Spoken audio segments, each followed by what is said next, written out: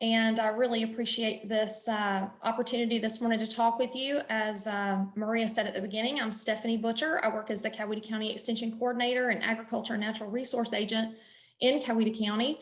And I also work on our Coweta Water Education team. So I do a lot of programs through the school system and a lot of teacher trainings and things like that to introduce teachers to the importance of well water testing so that they can take that back to their classrooms and teach students there, and then the importance of water quantity and water quality. So let's kind of get started. We just want to talk about what's in your water. So Gary did a great job of discussing the way that wells are constructed and where our water actually comes from. And so we're going to talk a little bit more in detail, recap some of the things that he talked about, reiterate the importance of some of those things. And then we're going to talk a little bit more about the actual testing of your well water. So we'll talk about the types of wells that he mentioned, common water quality issues, when and how to test your well water, and then what to do if you have a problem. So a lot of times we have clients that come in our office and they say, I want to get my well water tested, but I have no idea what kind of well I have. I don't really know what I'm testing for, things like that. So the very first thing that we usually start with is, figuring out exactly which kind of well they have, because it helps determine exactly what testing might need to be done, especially depending on where that well might be located. So we do we kind of go through a question and answer kind of thing about, well, does your well look like this? Is it about 3 feet in diameter? And if that's the case, then that well in that picture on your left, if you say my well looks like this, then that's going to be that bored well. And that's going to be the example that Gary showed you earlier that has a potential of getting more surface water in it than maybe a drilled well would, which the drill well is going to be that picture on your right. So if your well looks like that and has that good secure cap on the top, it's a no bigger than about a 8 to 12 inch diameter. That's going to be that drilled well. That's going to be deeper. It's going to go into that deep aquifer generally. So bored wells are shallow. They're generally no deeper than 50 feet. The wells that I've seen here in Coweta County are generally on average about 35 feet deep. It has that large concrete casing usually across the top. That's how those wells have been constructed. I have seen wells that over time have not been cared for very well. And I saw one time even that had, I think Gary showed you a picture that had a pallet over top of a well. And I was at a home one time and saw where a bored well like this actually had a piece of plywood just laying across the top, which is obviously not very secure and isn't going to really do much to keep that water secure. So when you move that concrete casing off the top, that concrete lid off the top, or in this homeowner's situation, to move the pallet or the plywood off the top, you look right down in that well and that's the water. So these wells are filled with water from that water table, and they're generally more susceptible to contamination than what a drilled well would be. They're generally not much better than what a hand dug well used to be.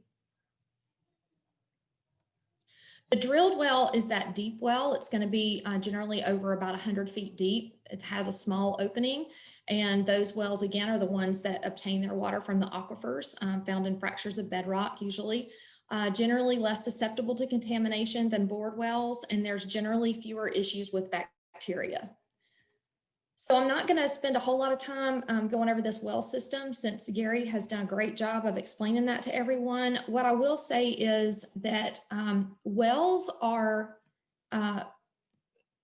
the issues that we see with wells. Sometimes a lot of people don't understand that there are no regulations out there for an individual homeowner. The responsibility of regulating that well falls on the homeowner for their personal well water. So municipal water sources are highly regulated through the EPD, the Environmental Protection Division. The only time that you may have a well that is overseen by the EPD is if it's what's considered a community well, and there would be at least 15 service connections to that well, and it would serve at least 25 people a day. That's when the EPD would get involved with regulating that well. Otherwise, it is a homeowner's responsibility to take care of their well water and maintain the quality of that. So let's talk about some of the water quality issues that we might see. So a lot of times people will come in my office and they say, I have an off taste. The water just doesn't taste like it used to. I want to have it tested. I think something might be wrong with it. There may be an odor associated with the well water. It could be a discoloration to the water. Sometimes folks will come in because the water has begun staining fixtures in their home, whether that's sinks, or they may actually see staining in their clothes from where they wash clothes through the washer. And then there's also invisible problems like bacteria that Gary mentioned earlier. And those are issues that, you know, you look at your glass of water and it looks clean. And I have people tell me all the time that they were talked into having their well water tested by a family member, but there can't be anything wrong with it because it looks just fine. So the only way to really know whether or not there is an issue in your well water is if you have it tested in that way. So here's an example of a water test report that you would see if you had a bacteria test done. It's a microbiological test, and we generally call it the bacteria test. This is a test that's extremely important, especially if you have that bored well that we talked about, that shallow well. And this is just a prime example of an actual water sample report that we had done here in Coweta County on a homeowner's well. They just wanted to test their well water and see if it was okay. And it came back extremely high in total coliform and E. coli. So that's an indication that there are there's some type of either surface water getting in there, there's some kind of contamination that's happening in that well water. This is very dirty water. And this is a test result that came back that I immediately contacted the client and said, if you are drinking this water, you need to stop. This is a situation where we need to figure out what's going on. You need to, begin using bottled water, something like that, until we can figure out how to fix this issue. In 2019, we analyzed a number of private water wells in Coweta County, and half of those wells came back positive for total coliform and or E. coli. So some of those wells were like the sample that you just saw before. They had total coliform and E. coli. Some of those wells just tested positive for total coliform. So what we generally recommend, if you run a bacteria sample and it comes back positive for bacteria, we will recommend shock chlorinating that well and waiting about a week. And after about a week, we recommend retesting. If you retest and it comes back that the total coliform is gone and there isn't an indication of bacteria, then you would want to continue testing that well water annually to make sure that it remained that way. However, on the other hand, if you retest that water about a week later after you've done a shock chlorination, as recommended, and it comes back again positive for total coliform at very high levels, then that's an indication that there is something definitely wrong with that well. And in that case, we do have a down well camera available through Extension, and we can actually bring the well camera out to the well and run that camera down into the well and be able to take a look and see what we can find down there. So I have had situations before where the homeowner ran the sample, it came back high in total coliform. They retested, it came back high again. We took the well camera out and took a look, and there's various issues that can happen with those wells, but for the most part, a bored well, the major issues that I see in Coweta County are that the wells are older. Some of them are 25, 30 years old and even older. And they have had tree root intrusion into that well. And if you run into a situation like that, then we'll talk about some options and a little bit of things that you can do, but there is no removing tree roots from a well. So you have to look at different options there. Another issue that we found one time, it was actually had to do with a drilled well. We ran a sample and it came back high in bacteria. The homeowner was also having problems with every time that they got a significant rain, the water would get muddy. And so they needed to know what to do to solve that problem. So we were able to take the well camera out, drop that well camera down the well. It was a drilled well. So in that instance, we worked with a well company to actually come and they pulled the pump from that well, because you cannot put the well camera down into a well that has a pump and pipes and things like that, because it could cause issues with the well camera. So once we got the well camera down in there, we were actually able to see that that well had been drilled down through saprolite, but it had not been cased all the way through that. And so a lot of that was, it's almost like mica, it was just breaking apart. It was breaking apart and getting into the water every time there was a significant rainfall event or heavy equipment was used in the area or things like that. So we were able to work with that homeowner. The well company came out and cased that well further down through that saprolite layer, and it was they did not have any further issues with their well water.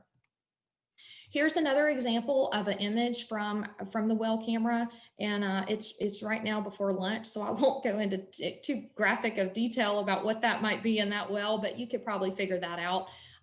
This came from an issue where a child in the home had been sick for a while. Both parents were fine, and a much older sibling in the home had been fine. There were no issues except for the 5-year-old.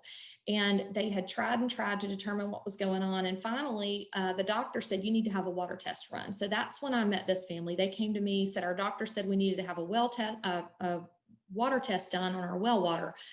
We, of course, ran the sample. It came back extremely high in total coliform bacteria and shock chlorinated. We retested again, it came back high. So we took the well camera out and we're able to get these images. But as soon as I got there, I could see that that wellhead was not sealed. It was not very secure, and it allowed areas for anything. Surface water could run into that well. Animals could get into that well. And this particular image is where the bacteria had already begun, decomposing whatever it was in that well. So that well was probably one of the dirtiest wells that I had seen, but it was a bored well, and we were able to determine what the issue was. Interestingly enough, and the thing I would point out is that I've had a number of people say, well, I think we're fine. We've never had any gastrointestinal issues or anything like that that might come from bacteria in our water. But the fact of the matter is, if you're a generally overall healthy adult and don't have immune system issues or anything like that, our bodies can actually fight off a certain level of bacteria. So it's good to remember that testing that water is important annually anyway. But a lot of times we will see in a home that it won't be middle-aged adults that are having gastrointestinal issues or illness. It's either the very young or the elderly. So let's talk about when and how to test your well. So anytime you have a new well installed, you should always test that water at that point. And we always recommend both an expanded test and a bacteria test that I will talk about a little more here in just a few minutes. If you have not tested your water in the last 3 years, say, we get busy, everybody has a lot of things to do. But if that water hasn't been tested in the last 3 years, we always recommend testing. If you have someone in the home that's complaining of gastrointestinal problems, like we talked about, that's a time that you need to do that. If someone in the home is expecting a baby, if they're pregnant or they plan to become pregnant and they are on well water, we recommend a test then as well. As I mentioned, the very young or the elderly, if you see a noticeable difference in your water after heavy rains, and it may not be consistent, we also see a drop in water quality during significant droughts or significant rain events. We do see things like that. If you know of a fertilizer, pesticide, or fuel spill that's been within 500 feet of your well, we always recommend testing. And then if your neighbors have mentioned that they had problems with their well water, then it's always a good idea to test yours as well. This picture in the bottom right corner is an example of a bacteria test bottle. And this bottle actually comes in a small white shipping box. It comes with the instructions on how to take the test, a form to fill out to provide your information to the lab. And it's just a kit that you get from your local extension office, and you take your sample, buy the instructions listed inside, and ship that to the lab to get your sample results back. So let's talk about some common water tests. I mentioned the expanded test. This expanded water test, it's $60, not including shipping, so it's additional cost to ship it, but it addresses the common well water problems in Georgia that we have, like corrosion and scaling, We typically see high levels of iron and manganese and more. You want to repeat this test about every 3 years. So as I mentioned, if you haven't tested in the last 3 years, this is one of those tests that we definitely recommend every 3 years. After you've done this expanded test, which is the W2, after you test that W2 and it comes back, if there are no issues with your water, then we recommend just running the basic water test annually until it's time to do another expanded water test. That basic water test is a little bit cheaper. It's $20 plus shipping. And these examples here in these pictures at the bottom will just show you the examples of the test bottles that you would see.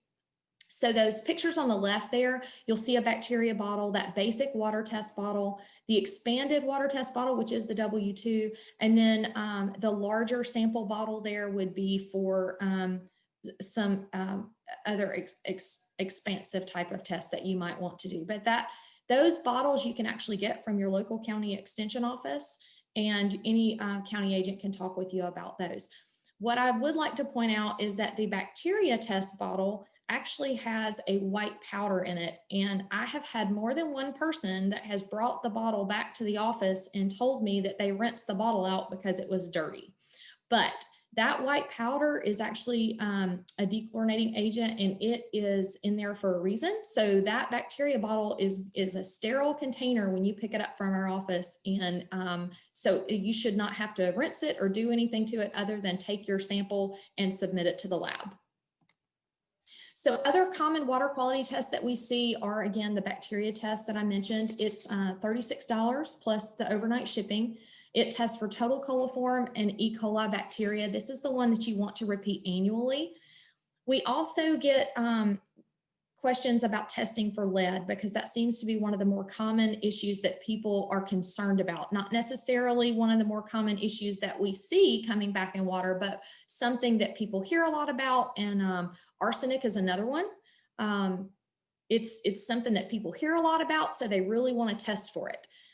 Lead is something that we would recommend testing for just as initially, if you were to drill a well, something like that, and then semi-annually if you have a house that was built before 1985. Those pipes can contain more solder than what homes that are being constructed today would, and have a tendency to have more lead in them.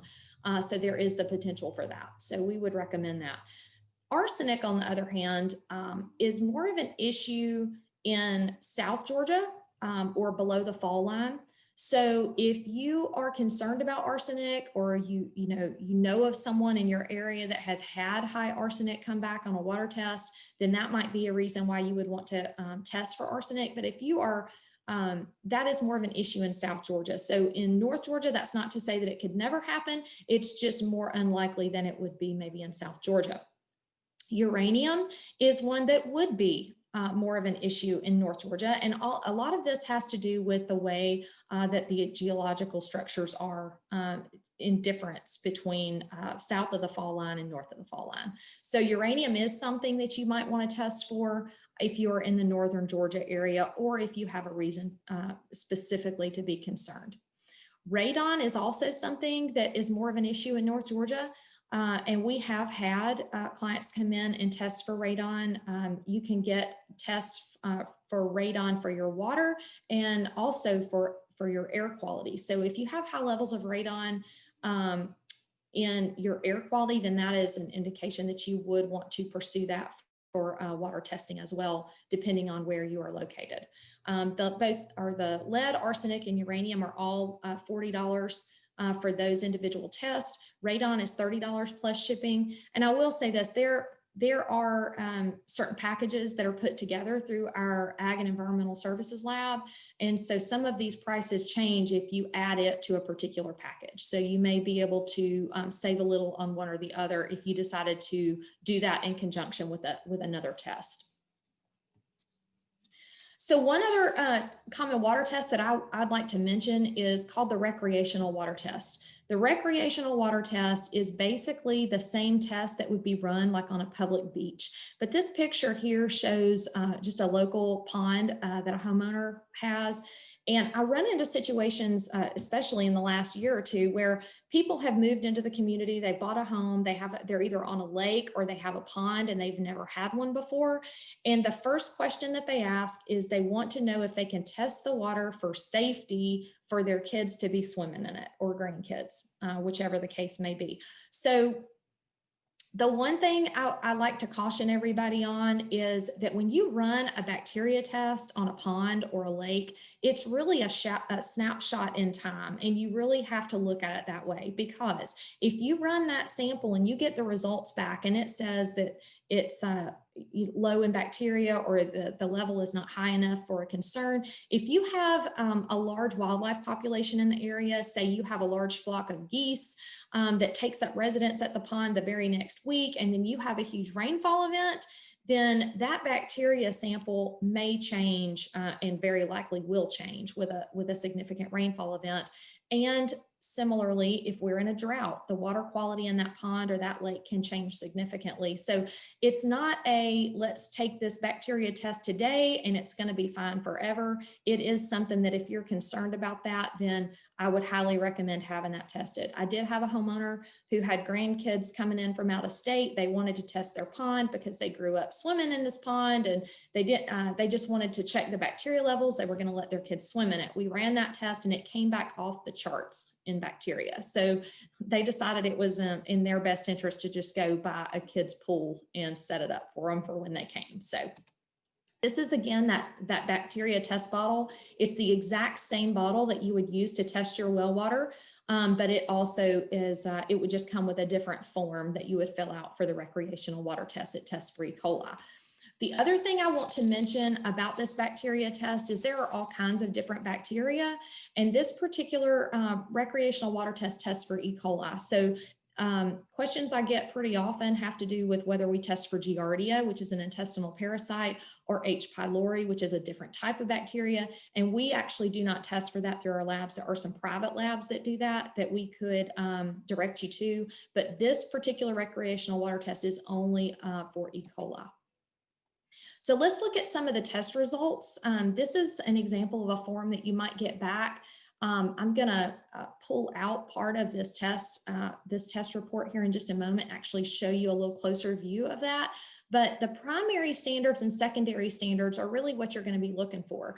When a homeowner gets this sample report back, we will get in touch with you if there is anything out of the ordinary or any high levels of anything that we need to discuss with you. But the thing to remember is on your sample report, it's either going to have a P for primary standards or an S for secondary standards. Primary standards are all based on health considerations. So that's going to protect you from toxic pollutants, microbial pathogens, radioactive elements, organic or inorganic chemicals. Those are things that you have primary standards for through the EPD. And the EPD has set those maximum levels for those primary standards that would be based on health issues that you might have. The secondary standards, notated with an S on your sample report, actually doesn't have to do with health standards. It has to do with those things that are maybe more bothersome, but not problematic for your health. So that would be like an offensive taste, or maybe an odor, the color, it causes issues with the color of the water, or making it more corrosive, foaming and staining, things like that, but it wouldn't necessarily be related to health. So let's look at an example that was pulled from a report that we have here. So this is copper, and I just basically pulled out a section of that report to show you. So when I mentioned secondary and primary, you'll see on the right side here, this area that's circled, the secondary standard is at 1 parts per million. So at 1 part per million, you're going to see a secondary standard. That means that anything over that 1 parts per million could cause issues with staining per se. So copper, for example, might be showing up if you have high levels of copper in your water, it'll show up as blue-green staining on fixtures and things like that. That would be a secondary standard. So your primary standard, which could be potentially related to health, would be at that 1.3 parts per million level. And as you can see in this example, this copper came back at 3.13 parts per million, both above the secondary and the primary levels. Below that result on your sample report, it's going to give you a detailed report on what that means. So as you can see on here, so the EPA has set maximum levels because those copper levels in excess of that can cause gastrointestinal issues, and long-term exposure can lead to liver or kidney damage. So, and there's some additional detail in there for the homeowner, and we can actually assist in determining the best course of action after you get a report like this on how to filter that out and what you may have to do for your water system. So what do you do if you find a problem? So you want to locate and eliminate that source of contamination. So for example, you see in this picture in this sink, that blue-green staining is an indication that there are potentially high levels of copper in that water. So you would want to install an appropriate treatment system. I have talked to homeowners before with, they had copper pipes. They actually they were going through a remodel in their home anyway, and they just went ahead and redid the piping system there as well to get rid of the copper pipes. You can install a new well by using a well company, using expert guidance on getting that new well installed. You can also connect with a public water system if you have one available.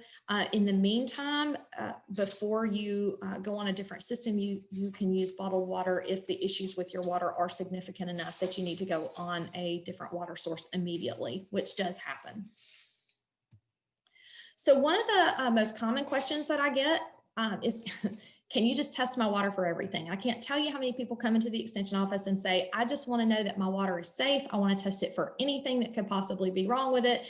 And the thing that I generally say is we are not NCIS. So if you watch any of those shows on TV, you see somebody walk into the lab with a bottle of water or a cup of sand, and they say, I need to know where this came from, and I need to know what's in this water. And they run this test, and in 5 minutes they say, oh, that came from, and give this long litany of things that they found in the water. That's not how this works. You have to have an idea of what you want to test for first. So if you come to the extension office and you say, I have staining, there's an odor, there's issues with my hot water, there's issues with my cold water, those can all be different things. But for the most part, what we recommend is starting with an expanded test, because it's going to give you a more comprehensive overview and include mineral content and things like that. It's an indicator test. If that water comes back highly corrosive, then it would make a recommendation based on maybe additional testing you may want to do. If that water is more corrosive, then yes, you may want to test for lead at that point, especially depending on the age of your home and the pipes and how that home was built. Some other frequently asked questions that I get, can I just pour a bottle of bleach down my well and just call it good? There's a formula for how to shock chlorinate a well. And so we always recommend getting in touch with a professional to shock chlorinate that well. Or we have a publication on shock chlorination that gives specific instructions on how to do that properly. Because if you don't know how deep your well is and you have no way to calculate how much water is in there, you may just be pouring, wasting money on bleach and pouring it down there for no reason. So that's just not the best thing to do. If you water test and you do find that you need to shock chlorinate, we recommend getting in touch with a professional to do that. Oftentimes on a sample report, we get back that in particular, I have had samples come back where someone tested for arsenic and it came back negligible. And the concern that clients generally bring up is that, well, it says negligible. So what does that mean exactly? And what negligible means on your water report is that either it's not there at all, or it's in levels so low that the lab equipment can't even detect it. So that's what that term negligible means. I also get this question, someone has grown up in a home here in the community. They've moved away for years and years. They've been on municipal water source. They move home to help take care of parents or things like that. And they're concerned about the well water because they haven't been on it in a while and they have elderly parents on it. But they do make the comment, well, well, you know, my parents have been drinking this water for 35 years. They've never had it tested, so it's got to be okay because they're fine and they're healthy. Well, that's not necessarily the case because, as I mentioned before, we have a tendency to be able to handle and build up resistance to a certain level of bacteria. So it's always important to test. So some resources that I'd like to make sure that you're aware of today is the UGA Household Water Quality publications in particular. So we have certain publications that are specific to individual issues that you may have with your water. So anything from testing your water, filtration systems, how to shock chlorinate. We have one specific to radon, uranium, lead. If you have concerns about any of those things individually, we have publications for each of those. And this link in this publication or this presentation will take you directly to those household water publications that you can access from our Ag and Environmental Sciences Laboratory website. In addition, your local extension office is your connection to that water lab at the university. So all you have to do is go online and look up your local extension office, or if you don't have access to look at it online, you can always call 1-800-ASK-UGA1. It's going to connect you to the county extension office where your phone is registered. Now, if your phone happens to be registered in a different county from where you live or from where your well is located, anyone through Cooperative Extension can get you in touch with which county office you need to speak with. So that is, that's the best thing to do. If you have further questions about your well water, I have my contact information here at the end. Again, I'm the County Extension Coordinator and Ag Agent in Coweta County, and this is my contact information here. You can also find us online.